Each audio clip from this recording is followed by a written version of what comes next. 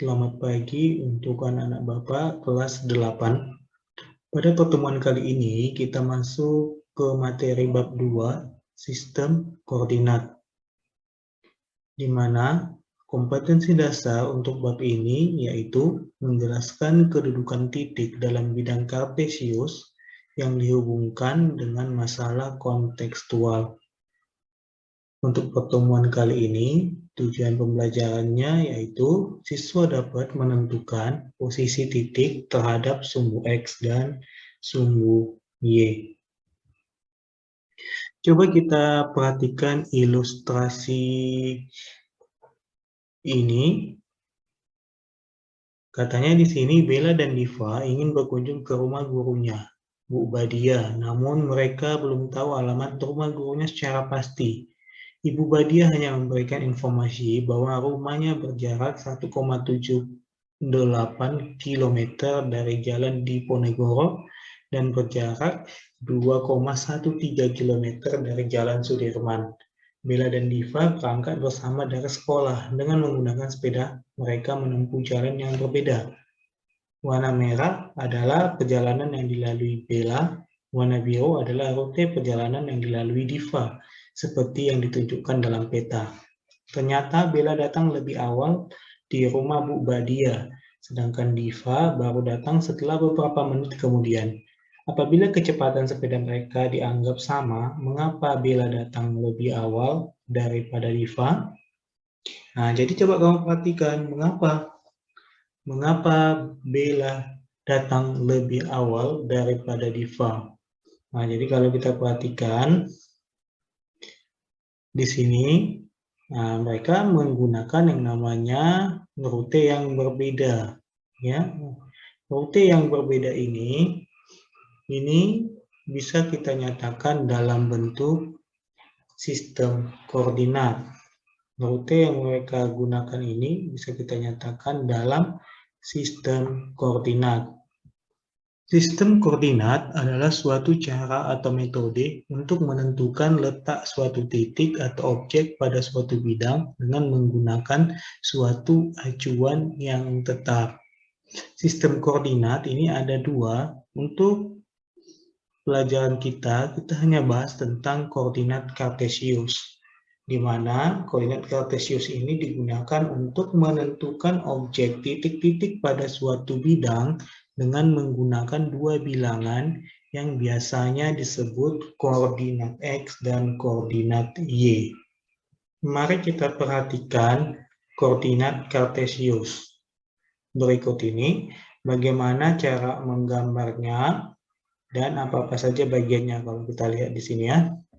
Koordinat kartesius ini kalau kita lihat terdiri atas dua sumbu, yaitu ada yang dinamakan dengan sumbu X atau dengan kata lain juga bisa kita sebut sumbu mendatar atau sumbu horizontal.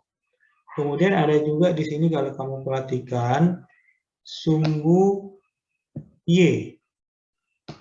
Sumbu Y ini adalah sumbu tegak atau sumbu vertikal. Pada koordinat kartesius ini terdapat salah satu titik yang merupakan pepotongan antara sumbu vertikal dengan sumbu horizontal, yaitu yang dinamakan dengan titik asal. Ini dia. Ini dinamakan dengan titik asal. Ya, dinamakan dengan titik asal. Kalau kamu lihat koordinatnya adalah 0,0. Itu kalau 0,0 ini adalah titik asal. Kemudian kalau kamu perhatikan di sini koordinat kartesius ini terdiri atas bilangan-bilangan, ya, bilangan-bilangan yang berjarak sama. Bilangan-bilangan yang berjarak sama. Ayo kita amati titik-titik yang terdapat pada koordinat kartesius berikut ini. Bagaimana letaknya, kedudukannya terhadap sumbu X dan sumbu Y. Jadi kalau kamu perhatikan di sini terdapat 4 titik ya, ada titik P, ada titik Q, ada titik R, ada juga titik S. Jadi coba kita lihat kedudukannya terhadap sumbu X dan sumbu Y. Bagaimana caranya? Ya kita hitung berapa jaraknya ke X, berapa jaraknya ke Y. Kita lihat dulu titik P. Titik P jaraknya ke X kalau kita hitung 1, 2, 3, 4. Jadi ada sebanyak 4 ya, 4 satuan. Kemudian ke sumbu Y 1, 2. Berarti ada sebanyak 2. Jadi bisa kita simpulkan untuk titik P itu berjarak 4 satuan dari sumbu X dan 2 satuan dan berjarak 2 satuan dari sumbu Y. Nah, gitu ya. Jadi kalau kamu perhatikan juga untuk yang namanya titik Q, coba titik Q. Titik Q itu berjarak, coba dihitung sama-sama berjarak berapa satuan? 1, 2, 3, 4, 5. Berarti berjarak 5 satuan. Satuan dari sumbu X dan berjarak 5 satuan juga ya. 5 satuan dari sumbu Y. Oke, coba kita perhatikan untuk titik R. Titik R itu bagaimana jaraknya? Berjarak berapa satuan dari sumbu X? Berarti dari sumbu X dia 1, 2, 3. Berjarak 3 satuan dari sumbu X. Dan berapa satuan terhadap sumbu Y? 1, 2, 3, 4, 5. Berarti 5 satuan dari sumbu Y. Oke ya, kita perhatikan untuk S. Titik S itu berjarak berapa satuan dari sumbu X?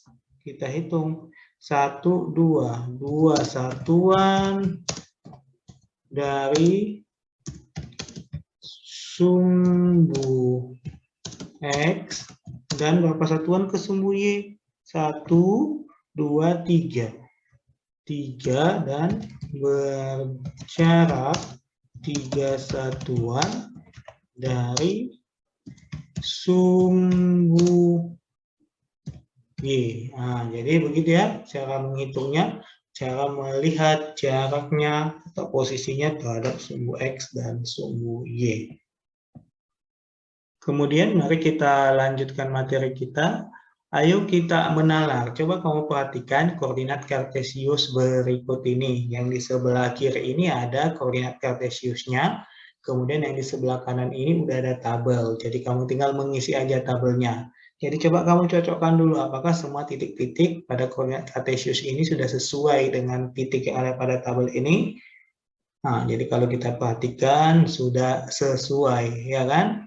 Nah, jadi dari sini bisa kamu lihat ya, misalnya di sini katanya untuk titik A 2,6, nah yang ini A 2,6 ini katanya jaraknya ke sumbu X itu 6 satuan, betul atau tidak? Coba kita lihat. Katanya 1, 2, 3, 4, 5, 6, betul ya. Kemudian ke sumbu Y itu jaraknya 2 satuan. Coba kita lihat. 1, 2. Nah, betul ya. Jadi jaraknya 6 satuan ke sumbu X dan 2 satuan ke sumbu Y. Nah, jadi untuk sekarang ini kerjaan kita adalah melengkapi tabel-tabel ini tadi. Nah, jadi coba kita perhatikan ya. Untuk titik B 5,5 itu terhadap sumbu X berapa satuan? Ya pastinya 5, ya kan? Kalau kamu hitung itu adalah 5 satuan. Nah, kemudian kalau yang ini berapa satuan? Nah, dihitung juga lagi, ini ada sebanyak 5 satuan juga. Kalau yang ini, yang C. Kalau yang C, coba kita lihat yang C ini.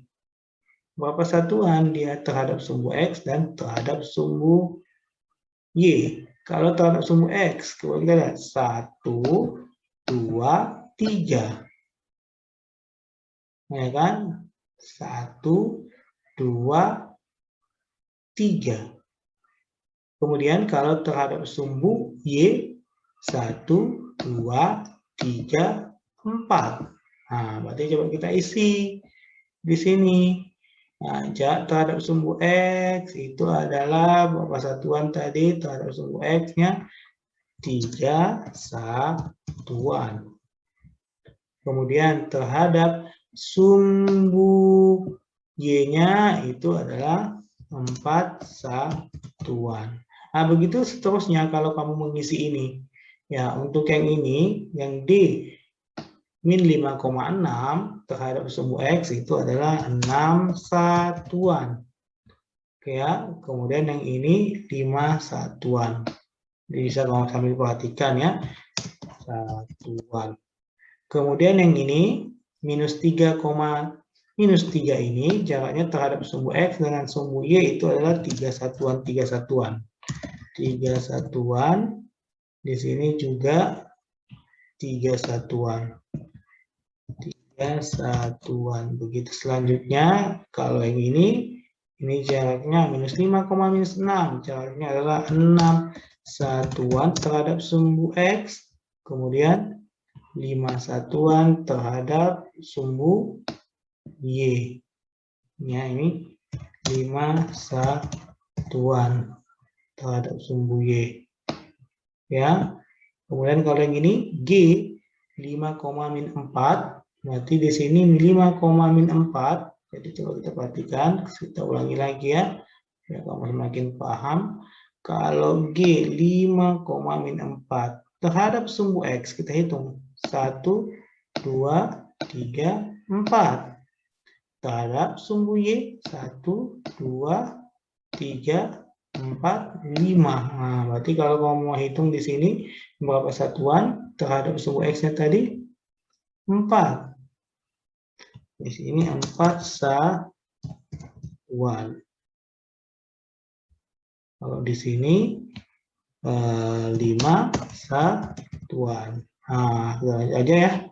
Kalau di sini berarti 6 satuan.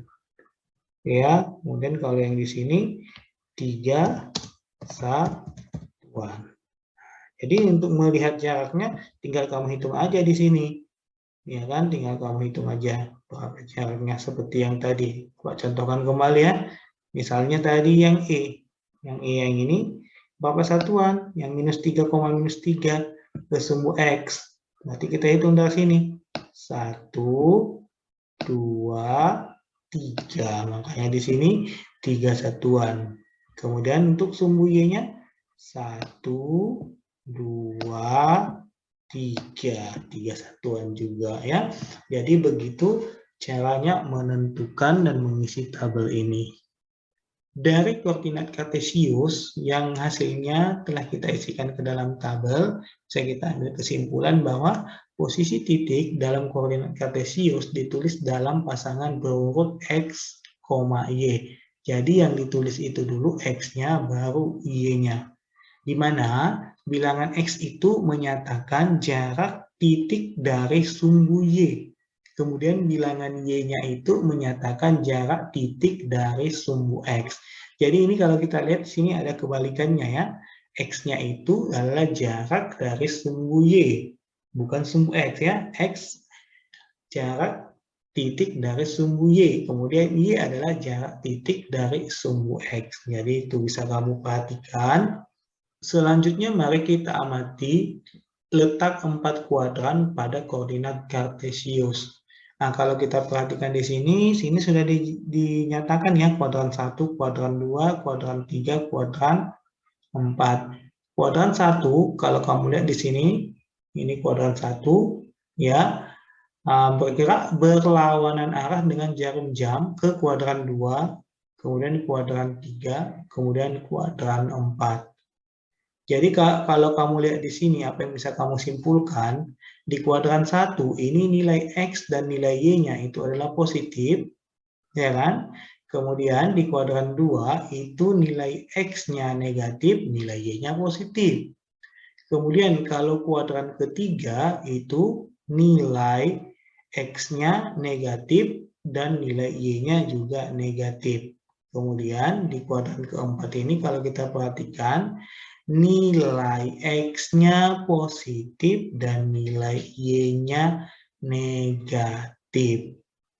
Nah, jadi nanti dari nilai Y-nya ini aja, nilai Y dan nilai X-nya ini bisa kita perhatikan letak kuadrannya di mana. Kuadran 1, 2, 3, atau 4. Jadi kalau misalnya Bapak kasih di sini titik P, katanya titik P ini terletak di kuadran berapa, katanya gitu. Ada titik P saya buatkan di sini adalah 2,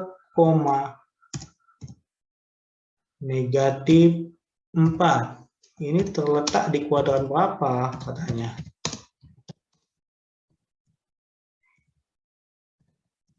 Di kuadran berapa? Mari kita jawab, ya kan?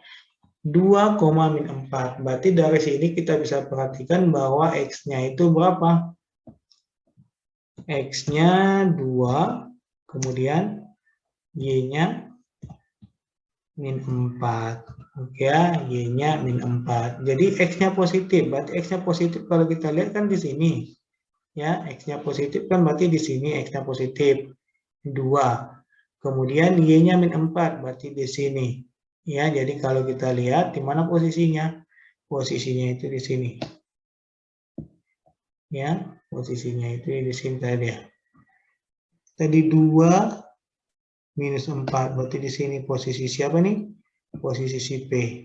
Jadi, kalau ditanya di sini, di mana letak kuadrannya ini? Bisa kita jawab, ini letak kuadrannya adalah di kuadran 4. Nah, jadi kalau ada soal-soal lagi seperti ini, bisa kamu jawab ya. Baiklah, sampai di sini pertemuan kita kali ini. Untuk tugas kamu, silakan kamu kerjakan. Ayo kita menalar halaman 50 sampai 51. Kamu tuliskan jawaban kamu di buku catatan kamu, kemudian kamu kirimkan ke WA Bapak. Sampai di sini pertemuan kita. Assalamualaikum warahmatullahi wabarakatuh.